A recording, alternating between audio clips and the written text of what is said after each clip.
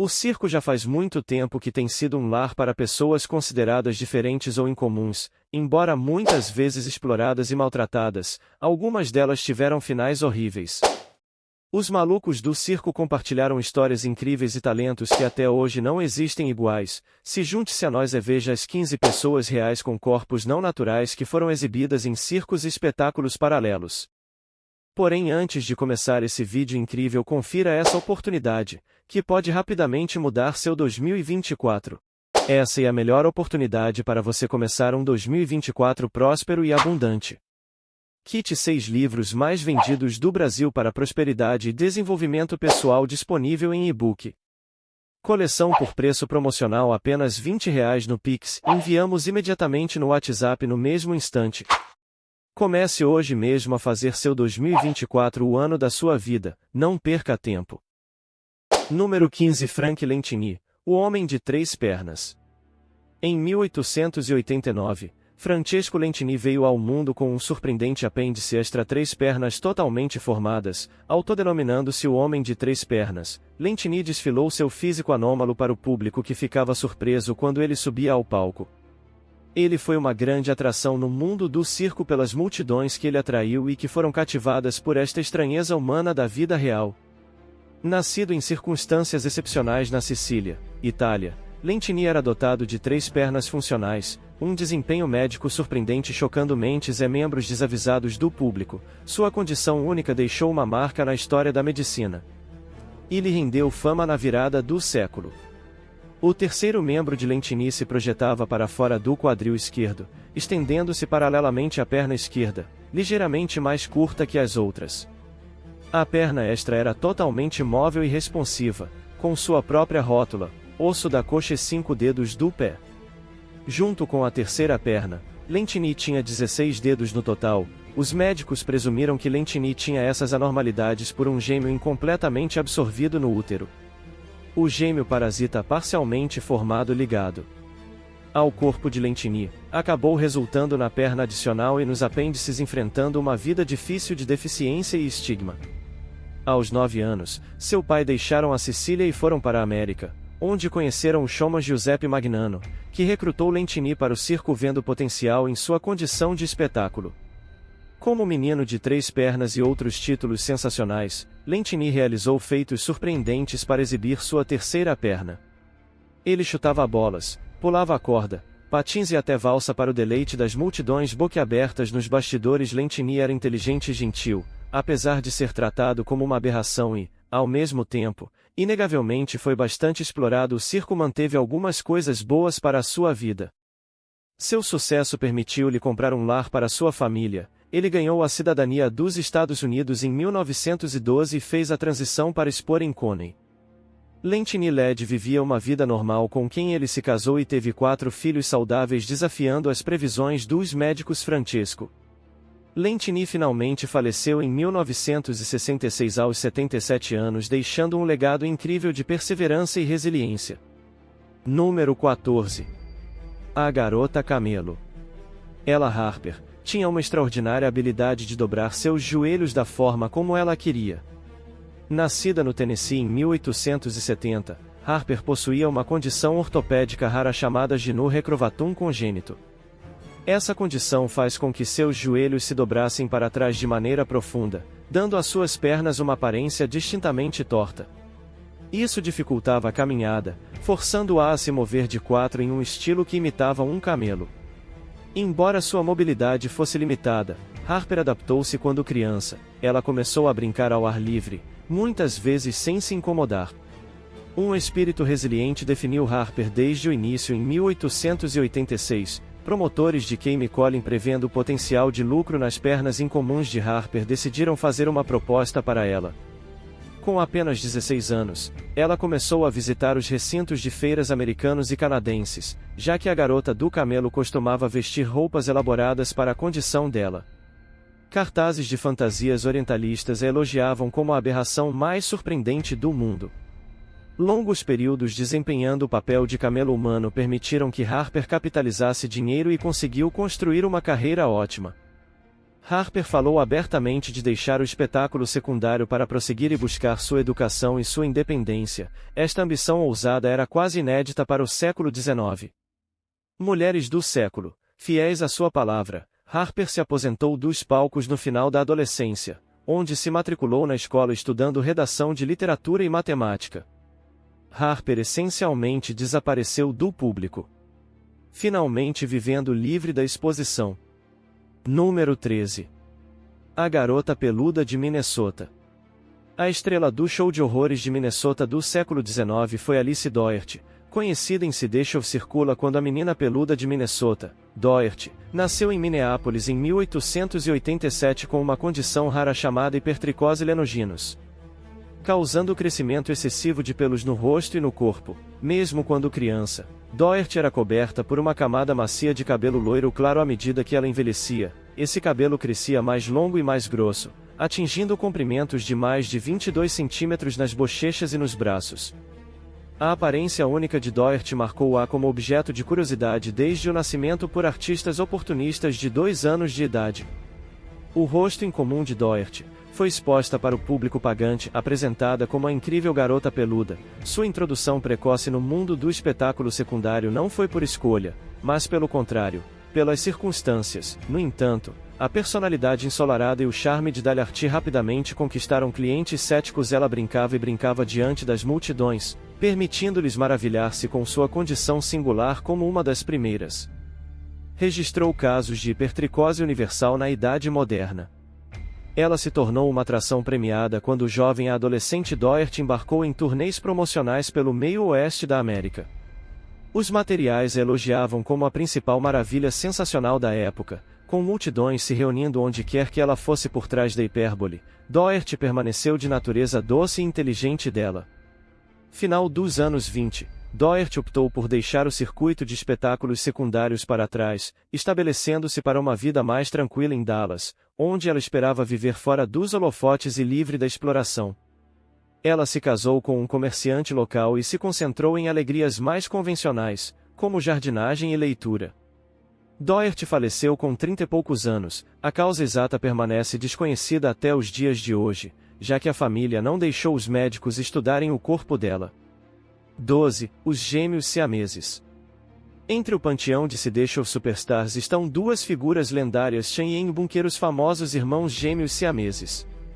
Nascidos em 1811 em uma pequena vila de pescadores tailandesa, a fusão dos irmãos e seus corpos era surpreendente. Eles estavam conectados por uma faixa de 15 centímetros de carne e cartilagem no externo. Seus fígados também foram fundidos, tornando impossível a separação cirúrgica. Eles foram contratados para uma exposição secundária aos 17 anos. Os garotos duplos siameses viajaram pela América e pela Europa com grande aclamação. O público ficou fascinado por sua fisicalidade única e coordenação estranha. No entanto, Chang e eram mais apenas uma novidade anatômica que foram vítimas de promotores experientes que eventualmente ganharam controle sobre seus atos e ganhos. Os irmãos acumularam uma quantia considerável de fortuna e tornaram-se cidadãos americanos naturalizados, aposentando-se dos circos em 1839. Eles se estabeleceram em uma plantação na Carolina do Norte e adotaram o sobrenome Bunker lá. Os gêmeos continuaram sua tradição de vida não convencional. Um irmão se casou e construiu sua própria casa, alternando estadias de 3 dias entre eles. Embora isso inicialmente chocasse, o arranjo funcionou bem e os irmãos floresceram. Chang e tiveram 21 filhos juntos, contribuindo substancialmente para uma das famílias mais extensas. Número 11. O Homem-Elefante. Entre as figuras mais renomadas do circuito de shows paralelos da era vitoriana foi Joseph Merrick, anunciado como o Homem-Elefante. Sua história de vida revela um indivíduo complexo sob os exageros do showman. Nascido em 1862, filho da família da classe trabalhadora em Leicester, Inglaterra, Merrick apresentava anormalidades desde novo. Ele desenvolveu a pele protuberante, cheia de deformidades faciais e condição de deformação esquelética. Acredita-se ser a síndrome de Proteus. Quando criança, Merrick era inteligente e sensível, mas enfrentou muitas provocações no pátio da escola. Valentões debochavam dele por causa de sua aparência. Sua vida tomou um rumo mais sombrio após a morte de sua mãe, quando ele tinha 10 anos. O pai logo se casou novamente e expulsou Merrick da casa da família aos 17 anos. Sozinho e desfigurado, Merrick passou 3 anos no asilo de Leicester antes de entrar em contato com o showman Sam Tour. Vendo o potencial de lucro, Thor apresentou Merrick como uma exposição, elaborando uma história de como ele foi atingido por um elefante quando o Homem-Elefante Merrick se tornou uma atração de sucesso em toda a Inglaterra e o continente. Embora o trabalho tenha proporcionado a independência a Merrick, também o sujeitou a voyeurismo, aglomera gerentes antiéticos e manobras publicitárias desumanizantes. Em 1884, depois de ser roubado e abandonado em Bruxelas, Merrick encontrou o caminho para o Hospital de Londres, cortesia do Dr. Frederick Treus, que se tornou amigo íntimo de Merrick e trabalhou para preservar sua dignidade lá. Merrick residiu em uma reclusão confortável até sua morte, aos 27 anos. Número 10. Pinead Sclizzy. O Pinead nasceu Simon Mattis por volta de 1901, no Bronx, sofria de microcefalia, um distúrbio neurológico causando o tamanho pequeno do crânio e do cérebro. Ele tinha uma estimativa capacidade mental de uma criança de 1 ano. Ao longo de sua vida, esta deficiência mental, com sua personalidade animada e infantil, fez dele uma atração popular, não só no circuito de espetáculos secundários, mas também em Hollywood, descoberto pelo showman Sam Wagner. Sclizzy começou a se apresentar em Coney. Na década de 1920, considerada um elo perdido e promovida, ele acabou se tornando uma atração popular. Multidões ficaram fascinadas por sua aparência única e espírito lúdico. Sclizzy viajou nas décadas. Sua aparência e comportamento distintos também lhe renderam um papel de destaque em todos os clássicos filmes de terror de 1932 de Browning. Sclizzy se beneficiou e encontrou um propósito no mundo do espetáculo secundário, apesar da inegável exploração que com certeza ele sofreu. O circo proporcionou rotina comunitária e relativo conforto para alguém vulnerável, por mais desajeitado que ele fosse, enfrentasse dificuldades na estrada, incluindo viagens árduas, incomodando multidões, salários abaixo do padrão e condições de vida precárias. Sua segurança sempre foi garantida. Embora incapaz de cuidar de si mesmo, ele interagiu por meio de abraços e gestos afetuosos com a única família que ele conheceu, seus colegas artistas do Sideshov. Número 8. Menino Lagosta. Grady Stiles Jr., mais conhecido como Lobster Boy, ilumina as realidades mais sombrias atrás da cortina do circo. Com sua história arrepiante, Stiles nasceu em 1937 na Pensilvânia para uma família carnavalesca atormentada por gerações pela ectrodactilia. Esta condição se manifesta em forma de garra, mãos e pés em formato de lagosta devido a dedos fundidos. A condição de Stiles era excepcionalmente grave. Com as mãos e os pés afetados seguindo os passos de seus ancestrais, Stiles entrou no Sideshov World ainda jovem. Com suas garras de lagosta e traje promocional, ele se tornou um popular e uma grande atração. No auge de sua fama, Stiles ganhava até $5.000 por semana exibindo as mãos. No entanto, nos bastidores, Stiles era um violento e homem perigoso, atormentado pelo alcoolismo e um temperamento cruel do qual ninguém conseguia conter ele. Ele assassinou o noivo de sua filha mais velha em uma fúria bêbado.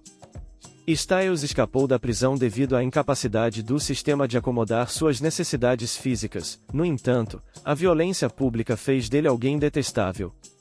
A esposa e o enteado de Stiles contrataram um hitman para matá-lo enquanto ele dormia. Eles suportaram anos de abusos violentos e consideraram sua morte como a única forma de ter uma vida boa.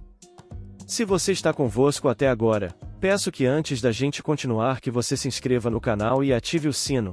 Beleza? Dando continuidade. Número 8. A Senhora Barbuda. Entre as figuras mais trágicas do século XIX estava Júlia Pastrana, considerada a Senhora Barbuda. Sua história ilumina os extremos perturbadores da exploração no início do Circus World. Nascido em 1834 em Sinaloa, no México, Pastrana entrou em uma vida marcada por dificuldade e sofreu de 2 doenças genéticas raras. Ela desenvolveu pelos grossos no corpo e deformidades faciais que fazia as pessoas considerar ela um monstro. Tio de Pastrana vendeu-a para o comércio de estranhezas humanas aos 20 anos. Lá ela conheceu Theodore, emprestou um showman que se tornou seu marido e empresário. Lego ela em turnê. Passamos pela Europa. Pastrana também foi à América e, Comercializando-a como uma besta assustadora em termos sinistros, ela executou danças, canções e discursos apresentando talentos que contrastavam com sua publicidade animalesca, apesar das condições cruéis. Pastrana abordou sua situação com Grace. Ela viu sua situação com otimismo racional, mesmo aprendendo 3 idiomas ao longo do caminho. Os relatos retratam Pastrana como alguém de bom coração e inteligente, não a criatura subhumana emprestada retratada. O problema de saúde dela acabou por tirar a vida dela e de seu filho recém-nascido durante o parto. Ela tinha apenas 26 anos ainda mesmo na morte. A exploração do empréstimo persistiu desconsiderando a decência básica emprestada. O cadáver de Pastrana e os restos mortais de seu filho foram para exibição. Seus corpos foram mumificados colocados em uma caixa de vidro. Em 2013, mais de 150 anos depois da sua morte, Pastrana e seu filho finalmente foram enterrados em sua cidade natal. Número 7. Fedor Jeff Tiku. Anunciado como Jojo, o menino com cara de cachorro Jeff Tiku nasceu em 1868, filho de artistas na Rússia Ocidental. Ele possuía hipertricose, uma doença que causa crescimento anormal de pelos faciais. Rapidamente se manifestou, dando-lhe uma aparência canina que definiu sua carreira. Descoberta pelo famoso P.T. Barnum em 1884, Jeff Tiku, 6 anos, foi trazido para a América. Barnum elaborou contos bizarros sobre o menino com cara de cachorro, alegando que Jeff Tiku foi encontrado selvagem na floresta siberiana. Essa tradição transformou Jeff Tiku em uma atração importante. Jeff Tiku abraçou totalmente seu papel canino durante apresentações, latindo, rosnando e imitando comportamentos de cães ainda. Fora do palco ele era educado e articulado, fluente em russo, alemão, inglês e francês. Sua inteligência desmentiu a criança selvagem que ele poderia ter sido. Segundo todos os relatos, Jeff Tiku saboreou as oportunidades que sua aparência única lhe proporcionou. Ele negociou 64 receitas. Separou-se de Barnum e investiu sabiamente para garantir a segurança financeira. Depois de muitos anos de sucesso na América, Jeff Tiku retornou à Europa em 1889 para compromissos de turnê. Agora uma celebridade internacional, ele teve uma aposentadoria tranquila, e soube utilizar seu problema de saúde para ter uma vida tranquila e de muita fama. Número 6. O esqueleto vivo. A tenda Sideshov do circo do século XIX foi o lar de muitas maravilhas humanas extraordinárias que desafiaram as fronteiras de crença. Entre os mais surpreendentes foi com certeza Isaac W. Sprague, conhecido como The Living.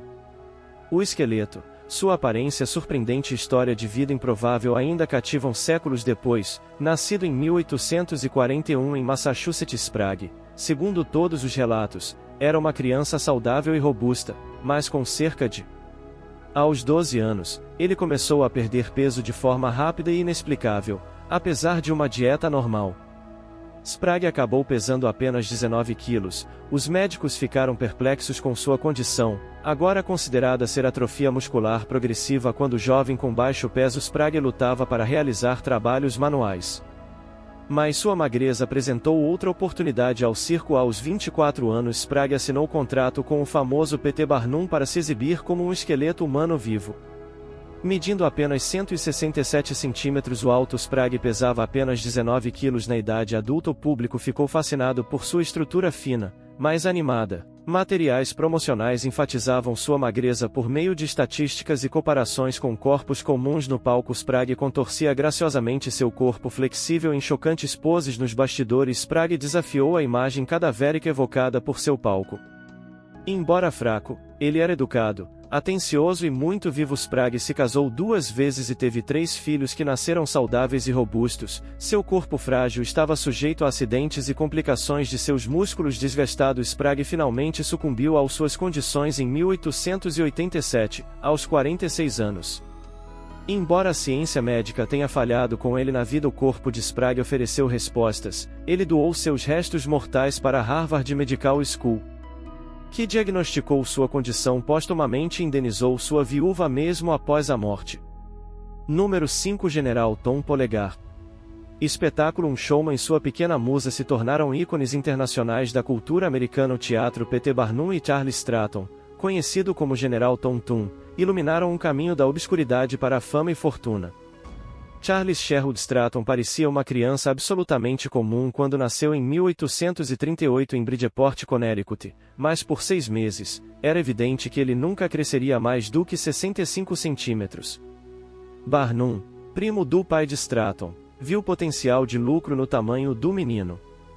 Com apenas 4 anos de idade, Stratton estava em turnê sob a gestão de Barnum como General Tom Thumb, uma referência ao pequeno personagem do folclore vestindo roupas militares. O menino inteligente executou canções, danças e personificações para ansiosos multidões. Barnum o treinou em atuação cômica e brincadeiras improvisadas que mostraram o carisma precoce de Stratton. Esta colaboração infantil com a Muse foi lançada tanto na fama quanto na fortuna em geral. Tom Thumb Stratton conheceu a Rainha Vitória, jantou com Abraham Lincoln e ficou encantado com a realeza e plebeus em toda a América e na Europa. O público clamava para vislumbrar o minúsculo homem. Ele era perfeitamente proporcional, sem nanismo ou deformidade, sua inteligência e talentos eram enormes, para garantir o futuro de sua família, seu luxuoso casamento em 1863. Com a pequena Lavinia Warren foi o evento social do ano, embora com menos de 1 metro de altura. Stratton viveu no luxo com uma vida ótima. Número 4. O gêmeo parasita. Na zona rural de Kentucky, durante a agitada década de 1920, surgiu a surpreendente história de Betty Lou Williams, uma mulher notável que aproveitou uma condição congênita extraordinária para alcançar grandes feitos. Williams nasceu com uma anomalia médica extremamente rara, um gêmeo parasita preso ao abdômen. O gêmeo preso de Williams consistia 2 pernas quase completas, um braço pequeno como um membro e um braço desenvolvido com 3 dedos que o gêmeo havia crescido incrustado no abdômen de Williams, fundido ao corpo pelos quadris. Possuía seu próprio conjunto de órgãos inferiores, incluindo sistemas intestinais que eram totalmente independentes do sistema de Williams. Embora seus pais estivessem inicialmente alarmados e perplexos com sua condição, Williams estava determinado a não deixar que isso a definisse quando criança. Ela aprendeu a andar e a cuidar de si mesmo. Apesar dos membros extras. Aos 13 anos, Williams decidiu ingressar no circuito de espetáculos secundários mostrando sua incrível anatomia para multidões ansiosas anunciadas como a menina de 4 patas. Williams se tornou uma atração principal onde quer que fosse durante suas performances. Ela movia graciosamente suas pernas menores para provar sua autenticidade e funcionalidade. Isso rendeu uma fortuna para Williams, até $1.000 por semana, uma quantia enorme na década de 1930. Ela comprou uma fazenda Tui de 60 acres para seus pais e financiou a educação universitária para todos os seus 5 irmãos. A história de Williams tomou um rumo infeliz. Tinha 20 e poucos anos quando se apaixonou por um pretendente encantador que se revelou um ladrão. Ele roubou uma parte dela, dinheiro suado, antes de desaparecer completamente, enquanto a experiência deixava Williams cambaleando, mas não a derrotou o espírito resiliente. Infelizmente, a vida de Williams foi interrompida apenas 1 ano depois, quando ela morreu de ataque de asma aos 23 anos. Número 3. O torso humano. O príncipe Randian veio ao mundo em 1871, na Guiana Inglesa, como um caso raro de tetra-síndrome de Amélia. Ele não tinha braços nem pernas, apenas pequenos cotos saindo de seu corpo. Ombros e quadris. Apesar das profundas deficiências de Randian, seus pais cultivaram sua independência desde muito jovem. Randy se tornou um garoto perspicaz e bem-humorado que desenvolveu surpreendentemente destreza usando apenas a boca. Manipulando objetos e se arrumando aos 18 anos, Randy decidiu aproveitar suas habilidades especiais profissionalmente. Juntando-se ao circo, construiu-se como o torso humano ou Snake Man. Randy tornou-se um renomado artista vestido com trajes de seda coloridos. Ele usava os lábios, os dentes e língua para enrolar e fumar cigarros com destreza, pintar e até costurar botões em casacos. O público ficou fascinado fora do palco. Randian exibiu inteligência e inglês impecável dicção. Ele escreveu panfletos motivacionais sobre como viver com alegria apesar das adversidades. Randy se casou com sua esposa, a princesa Sarah, e criou 4 filhos. Seu entusiasmo pela vida parecia ilimitado. Em O Randian da Feira Mundial de Chicago de 1930 apresentou sua atuação mais aclamada no clássico filme cult, Enlouquece. A cena comovente do casamento ressaltou sua vida realizada na humanidade e seu rico escopo emocional. Número 2. Suzy, a garota elefante. Suzy, a garota elefante cativada. Número 2. Suzy, a menina elefante. Frequentadores de circo na década de 1920 viram uma menina diferente que acabou ganhando esse apelido devido a uma rara doença de pele que a fez aparecer nascido como um elefante. Na Alemanha com ictiose, a vida de Suzy foi cheia de dificuldades desde o início. Quando era uma menina, sua pele espessa e cinzenta rachou-se em escamas que lembravam a pele áspera de um elefante. Ela suportou ambos dor física e emocional enquanto outras crianças a ridicularizavam e evitavam devido à sua aparência e condição. Dias de verão, enquanto outros jovens brincavam livremente como uma adolescente extremamente tímida, Suzy Faria preferiu a vida fora dos holofotes, mas sua necessidade de ganhar a vida a empurrou para o trabalho secundário em circos com apenas 16 anos. Deixou a Alemanha para ingressar no circuito de shows nos Estados Unidos. Suzy começou a se exibir na década de 1920 em Nova York, suportando ambos fascínio público e miséria privada. Como a menina elefante, a artista tímida muitas vezes se sentia desconfortável em expor sua condição a multidões em locais como o Berks Museum e Coney Island. A aparência única de Suzy fez dela uma atração lucrativa.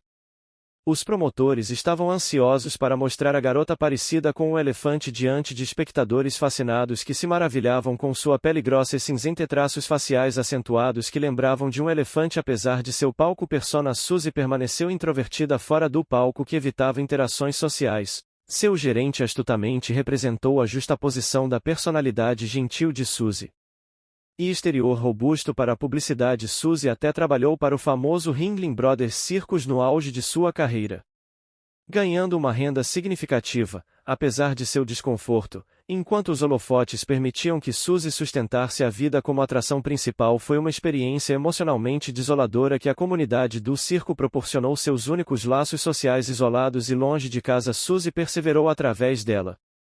Angústia mental para sobreviver. Número 1. Edward Beaupre. O gigante, elevando-se a uma altura impressionante de 2,5 metros, o franco-canadense Edward Beaupre tornou-se uma estrela no palco do circo. A extraordinária estatura de Beaupre no início dos anos 1900 foi o resultado de gigantismo causado por uma glândula pituitária hiperativa. Durante a infância, nascido de pais de tamanho médio na zona rural de Saskatchewan, em 1881, o jovem Eduardo cresceu atingindo surpreendentemente rapidamente 2,4 metros de altura aos 17 anos. A altura o tornou destinado ao espetáculo. Seus pais permitiram que o gigante adolescente se juntasse ao mundo do circo. Eduardo logo foi em turnê como o gigante franco-canadense, surpreendendo o público com seu tamanho. Multidões em toda a América do Norte. Marvel LED no local do 2,51 metros de Beaupre, quadro atravessando pesadamente o picadeiro do circo, mas Beaupre era mais do que apenas um arranha-céu humano, que ele tinha força para igualar sua altura. O gigante içava rotineiramente cavalos sobre seus ombros para mostrar sua força. Seu ato característico envolvia dobrando sem esforço grossas barras de ferro como pretzels na frente de espectadores boquiabertos. Apesar de ficar boquiaberto por suas proporções, Beaupre gostava de atuar e socializar com outros membros do elenco, quem proporcionou uma sensação de pertencimento longe da tenda Big Top. Que Beaupre poderia levar uma vida relativamente normal. Ele era inteligente e tinha talento para tocar instrumentos musicais como piano e violino. Beaupre apreciava pequenos momentos fora do centro das atenções, como se fosse algo espontâneo. Passeios a cavalo. Sua presença imponente ainda atraiu escadas em público. Infelizmente, a carreira promissora de Edward Beaupre terminou abruptamente quando ele morreu de tuberculose em 1903, com apenas 23 anos. Se você assistiu até aqui, não se esquece de conferir a oportunidade única no comentário fixado. Até uma próxima.